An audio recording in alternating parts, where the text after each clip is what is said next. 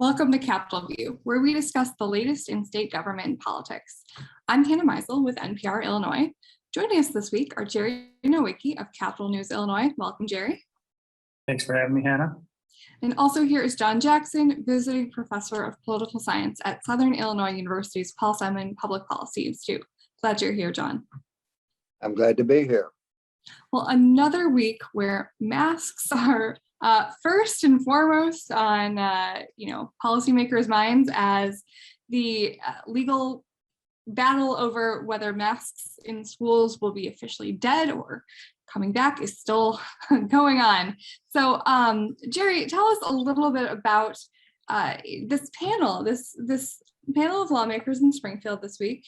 You know, to refresh viewers' memories, earlier in February, Springfield Judge Rayleigh Grishow, she issued a temporary restraining order on the governor's school mask mandate. And since then, it's been pretty chaotic with some school districts still enforcing masks, some school districts throwing up their hands and saying, well, we're done with masks now. And then, you know, the governor tries to reinstate his mask rules, which had expired around the same time. So really perfect confluence. And then this panel of lawmakers, which has, you know, the very most esoteric name, JCAR, Joint Committee on Rules and on Administrative Rules, they say, no, we're done. Tell us about that. Yeah, so the JCAR usually only becomes newsworthy when something controversial is before them, which this year has been a lot of things because a lot of what the governor's executive orders have had to be sort of executed through the state rulemaking process, which IDPH, the Department of Public Health, will put forth the rules sort of enforcing what's written into the governor's executive order. So with that decision, what we're kind of seeing is the three branches of government all pulling in different directions almost. You have the judicial branch with at least the one judge, Judge Grishow, saying, you know, this is a type of quarantine. You can't really do this. You got to give the people who are subject to these rules some level of, I guess, a hearing or something to be discussed on that. And then you have JCAR who's saying, well, this is before the judiciary right now. We're waiting for a decision from the 4th District Court of Appeals, which will probably be coming soon. And they're saying, well, we don't want to, essentially, the three Democrats joined the Republicans saying, we don't want to touch this hot potato until the judiciary is at its say. So the JCAR had to take up the rule because it was an emergency rule. They didn't apply for it as a long-term rule in the first place. So emergency rules only last 150 days. So what we saw was the governor or the administration, IDPH, refiling that rule after the initial 150 days were up, and the lawmakers just weren't ready to do it.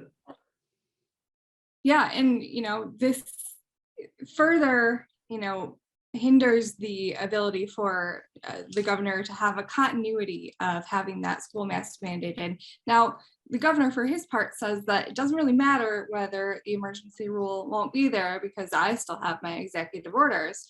But, you know, John, in a larger sense, if we think back to, you know, the early days of the pandemic, you know, we got past very scary, you know, first, 6 weeks, but then in late April, May of that year, you had a lot of Republicans especially, but definitely Democrats too, complaining that, you know, we're on the sidelines and we're being forced to sit on the sidelines from the governor's executive orders.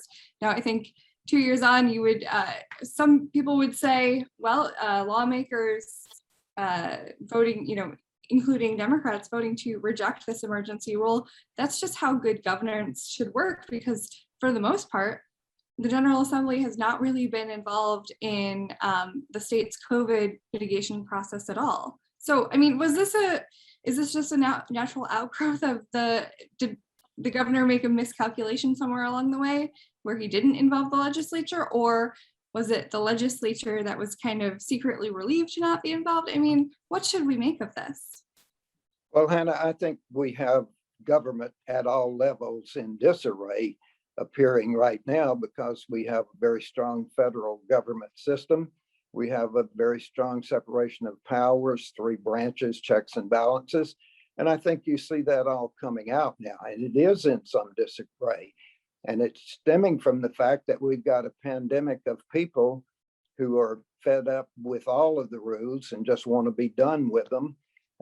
And they just want to move on with life. And not surprisingly, the political leaders are representing that feeling now. As you say, now even Democratic governors in blue states, California, New York, and Illinois have all either gotten out or have announced plans to get out of the rules, regulations business very quickly. And so we've got state agencies saying different things and doing different things. We've got the CDC giving scientific guidance, which says, hang on, it's not over yet. We've still got to have some controls. We recommend masks for schools. And keep in mind, we've been through this before, as you were indicating, Hannah. We bailed out after 2 months of trying this in April and May of 2020. CDC says there could be another variant out there. So they're being very cautious and very conservative, as you would expect scientists to do. But the White House and the governors, including the blue state governors, are saying we're close to done with this. The governors want to establish, however, in this case, our governor's saying he wants to be seen as following the CDC guidelines, but also protecting the power of the executive branch to have issued these guidelines and to have insisted that people continue to follow them until they're relieved from them. So he's trying to protect his future power and other state governors to follow him. And he's trying to say, I did the right thing and I followed the science. Not surprisingly, we got Jay Carr saying one thing, the Springfield judge saying something else. And we've got the appellate court now involved, and that separation of powers and checks and balances. And it's really quite a mess right now. We're cleaning up the leftovers, hopefully of the last stage, but we don't know for sure that it's the last stage. Right, we don't know. Obviously, we all have hope that COVID will become endemic. Although, what does that mean? I think I've seen a lot of pieces lately about we don't really know what. We're not using that word correctly in general, but like you said, the governor wants to have the power in place just in case another variant does come along. I mean, I know scientists are monitoring this the shadow Omicron variant that is potentially more infectious even than Omicron, but we don't know exactly what that will mean, especially since so much of the population does have antibodies from vaccines or prior infection. But just before I move on from this, it's just so interesting to me. We talk about the public being done with the pandemic, but done with masks. But then, every once in a while, we, step outside of that social media, TV feedback loop, and we see data, from this new poll that came out within the last week, CBS News and YouGov, a poll that was conducted about a week ago. Do you think your state should have mask mandates in place now? And a total, between both fully vaccinated and unvaccinated people, they say 56% said yes. Even among the unvaccinated, those who said should have mask mandates, 34%, that's more than a third. That's wild to me. And then among parents of school-age children, do you think should masks in schools be required? 57% said yes. 57%, that is such a large margin. And I think, I don't know, Jerry, do you think that, I think in the past we've let a minority of the loudest people dictate public policy, but is this a policy failure, or is this just, once you let the cat out of the bag, you can't put the toothpaste back in the tube, to mix a lot of metaphors there? Yeah, I think the elected officials are always sort of looking at where the polls are trending, and it's certainly trending as a larger portion of the public are against masks, even if far more people appear to want them in those polls. So, you know, they tried to stay ahead of some of the trends in that regard, but as the numbers get lower, it's just something you look at. That's something we've done as a state. So the governor has done throughout this. When the numbers get low, he relaxes the mask mandate. So I know there are a lot of people who want the masks in schools. The question is,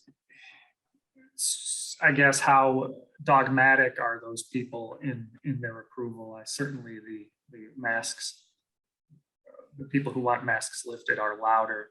I did want to touch on one thing about the General Assembly's control, which you had brought up on a previous point, was that the governor, I think it was in 2020 when I was a pool reporter at one of his news conferences, he actually accused the General Assembly of abdicating its responsibility when he had put forth, I don't remember exactly what it was, but it was something that would have put in law some of the COVID powers he had, and the General Assembly just decided not to take it up. And I think he would like a little cover from the General Assembly, but I used the term hot potato earlier, and the General Assembly just doesn't want to touch any of this. Yeah, I mean, I think I remember that was over rules for punishment for, you know, businesses who didn't enforce mask mandates or something like that. But, you know, at that same time, you know, that's when speculation and, you know, the feds were getting closer to former House Speaker Mike Madigan, and, you know, pandemic was a good reason to not have too much session or public access or scrutiny, you know, either from media or his own, you know, members of his caucus. But John, I mean, I think last summer when COVID was really, you know, we had, you know, maybe this false sense of security that things were getting better and, you know, it would be over, whatever over means. You know, the governor came out with his re-election campaign, and it was built on, you know, we're done. You know, look how I handled COVID, and I'm proud of that, and we're going to move on. Obviously, I don't think anyone wants to have to run, you know, while the pandemic is still raging, but this is particularly fraught for the governor. And, you know, we have all of these Republican challengers, you know, coming in and criticizing the governor left and right on things, of course, like, you know, when you look back, obviously, you know, some things were maybe ill-advised, but, you know, what I find interesting about some recent discourse on the Republican side was, you know, Darren Bailey, the firebrand conservative state senator, and Richard Irvin, the Aurora mayor, who is being backed by Ken Griffin, which we'll talk more about that later. They're having this debate over, well, who was more pure. You know, State Representative Avery Bourne, you know, accused, you know, Darren Bailey of having a COVID mitigation plan in 2020. I mean, who cares? You know, like, why are we, you know, really going to have a debate over who was more pure 2 years ago when, you know, COVID was new, no one really knew anything about it, and like, just doesn't that just paint people into a corner? Well, I think the governor's absolutely going to run on his COVID record, and it's still playing out, but it's going to be one of the two centerpieces of his campaign. The other reelect issue will be his financial management, and he's got to run on those. Those are major things that have happened on his watch, and he, of course, will defend his record on both.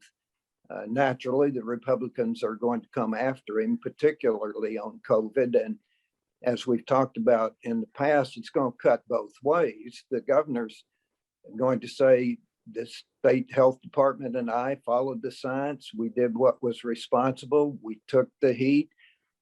Nobody had any doubts but what we were in charge, and we're proud of that record. And now it's behind us, or now it's at least debated wherever we are then, hopefully behind us. But the Republicans are having this internal debate to some extent as to who got out front first on being opposed to a whole lot of this. Two of the major candidates you just alluded to. it came up this past week. So it's inevitable. COVID and fiscal management are going to be the centerpieces. You can hate them and you can criticize them, or you can think the governor did the right thing and support him, but that's going to be the dialogue. Sure. And, let's transition into talking about that governor's race. Jerry, this week, finally, as speculated on for many months now, billionaire hedge fund manager Ken Griffin, he came out, he gave Richard Irvin that $20 million, that first installment of what we expect to be a whole lot. And, other Republicans who, of course, had just expected this to very they put on a show of being, angry over it. I don't know. Tell us a little bit about how, Ken Griffin's official entrance into the race in a big way with money is going to, change the tenor of things going forward. It certainly means Richard Irvin can run a lot more of the ads that we've already been seeing in the Springfield area. I think he aired one during the halftime show of the Super Bowl. And I think it also means we're going to see a lot more messaging on rising crime in Illinois, which the governor's been asked to address numerous times. And yesterday he said, the Republicans are wrong with the message they're going to send. But the Tribune asked him, are you going to still be vulnerable because you think the Republican message will stick? And he said, I'll try as hard as I can to tell my side of the story, essentially. So what the 20 million means is the Republicans are going to have a lot easier time, Mr. Irvin especially, getting that message across. And that's what money does. I think there's a threshold of money that once you hit, you could be a contender. As we saw with Rauner and Pritzker, when each side has enough money, probably the message will win. And your record will become a matter of what's going to decide the race. But I think Mr. Griffin has been a longtime donor in Illinois politics. Obviously, we know that, and he's backed winners, he's backed losers, so he's on a bit of a losing streak. So it's not necessarily a coronation or anything. Mr. Uline, Richard Uline, gave $1 million to Darren Bailey, Senator Bailey, for his campaign. So I think we're going to see a lot more Republican attacks on each other and continued attacks on Pritzker on crime with that new money in the race. Yeah, I mean, John, what do you think? Does we're still in February. The primary isn't till late June. When do you think, though, along the way, when does this solidify into this is the clear front runner on the Republican side? What's that going to take? Well, the early polls, to the extent there have been any, had Darren Bailey ahead by plurality. That was before Mayor Irvin got in, so it's not clear to me that we have any polling data on that. The money race and the establishment endorsement race has already been easily taken the lead for Mayor Irvin, and he's got that $20 million. I think it's interesting, though, that Darren Bailey's got now $1 million because he's got some money now to use that big, very big megaphone that he has, particularly in central Illinois, to attack the governor again and again. And apparently that was working for him early on in the race. So far, those seem to be clearly the two leaders for lots of reasons right now. And the other three have been almost forgotten and relegated to who are they at this point. So I expect it to probably shake out that way ultimately. And it's certainly clear, as Jerry was saying, that money counts. But if you've got $20 million for a nest egg, certainly that gets you a huge start. But Darren Bailey's got a huge megaphone, so he's got a following too. Yeah, and he built up this following since early days of COVID. Of course, I mentioned that COVID getting out of mitigations plan. But, at the same time, he was challenging the governor in court, and then temporarily became the only person in Illinois who was not subject to the governor's stay-at-home orders. And, he and attorney Tom DeVore teamed up, and, they became, I would say, that's a lot of grassroots organizing and a goodwill that they built up among conservative voters there. But, Jerry, I also want to, before we started filming this morning, breaking news out of the Secretary of State's race.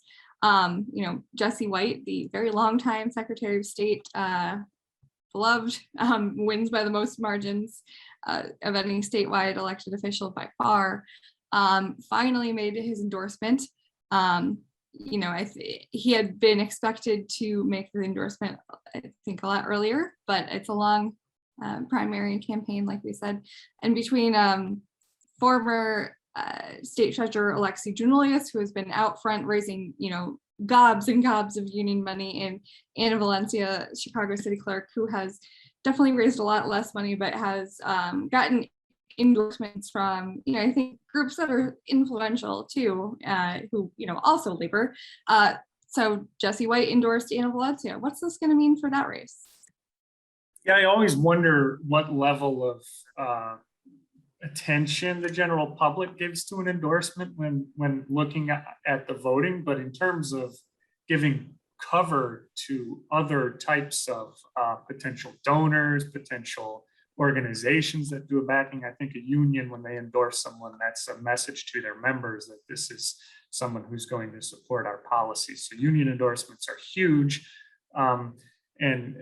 But with Secretary of White, it is sort of surprising to see him, I guess a little surprising to see him endorse Anna Valencia. But the thing about Giannoulias is he's most recently a loser. Illinois Senate, or the US Senate in Illinois, he lost to Senator Mark Kirk, and that Senate seat was red for whatever the term was, and which was just something new in Illinois, certainly in recent history. And I don't know what level of that went into the decision, but he said, the Secretary of White, he said he had a great relationship with Valencia, and he fully believed in her abilities to take over the position. So we'll see if it moves. I haven't seen any polling in that race, honestly, and we'll see if it moves the needle for more endorsements, at least for Valencia from other organizations.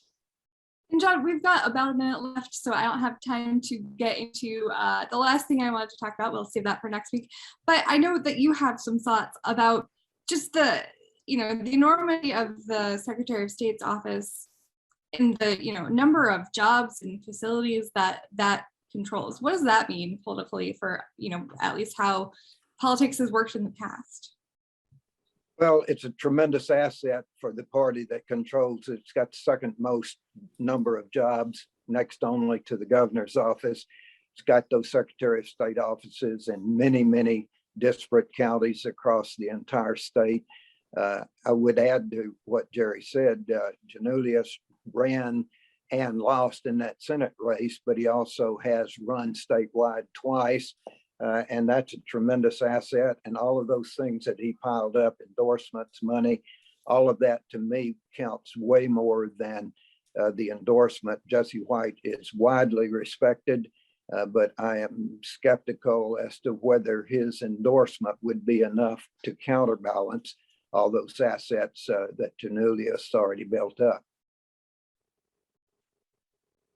Yeah, no, I think, in politics works differently, on some levels than it used to.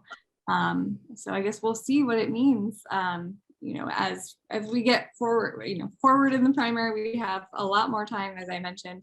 We don't know what's going to happen. There's a lot of crazy things that could happen. But for now, I would like to thank my guests, John Jackson, Jerry Nowicki. I'm Hannah Meisel, and we'll catch you again next time on Capitol View. Thank you.